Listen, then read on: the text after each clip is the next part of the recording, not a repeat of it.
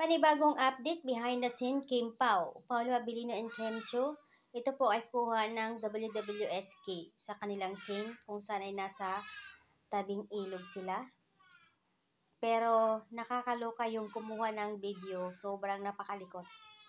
Ang linaw nga naman kung saan napakasweet nga naman ng Kim Pao. Ang sweet ni Pao, ayaw niyang mainitan si Kim.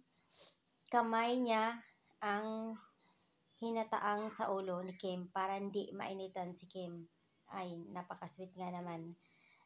Kitang-kita nga naman sa clip video kung saan ay magkatabi nga, napakasweet, may pagkahawak kamay pa sila. Sa last part, napayakap si Kim kay Pao. OMG. Ang sakit nga naman sa mata ni Kim and Pao. Nakakaduling tingnan pero ang sarap tingnan kasi nga napakasweet nga naman nila. Excited ako sa scene na ito, sobra. Tuloy-tuloy ang trending ng Kim Pao sa Linlang and WWSK. Sa Linlang ay umabot na nga ng 418k views. Halos gabi-gabi ganyan ang views nila, grabe. Comment, wala pa ako makita sa Kim Pao. Medyo malayo ang likot ng kamay na nagbibideo pero napakalinaw ng mata ko, nakita ko si Paolo towards Kim kung gaano siya ka-sweet. Believe nga naman ako kay Paolo, grabe. Masasabi mo talaga sa kanila na may something na nga. The way nga concern and paano niya i-handle si Kim. Hindi lang naman kung kuha doon sa shoot or sa scene nila, as in off-cam, ganun ka-gentleman si Paolo.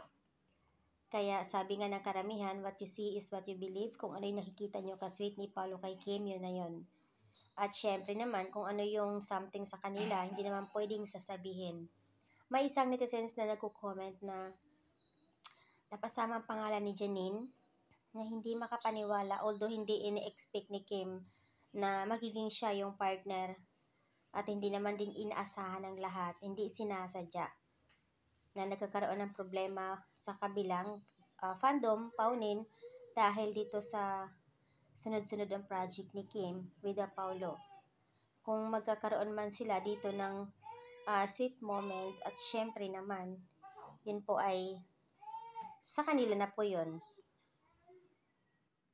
Masakit lang para sa mga Paunin ayon sa karamihan pero ganun talaga ang showbiz. So, ayan po yung comment ng netizens dito. Wala po siya, hindi po siya bashers for Kim and all, doon din sa Paunin, hindi din siya bashers. Na sinasabi lang niya na napakasakit, ganun talaga ang showbiz sa industry. Kung sino yung latest partner, yun na yun. Pero, at syempre, naawa din siya kay Janine.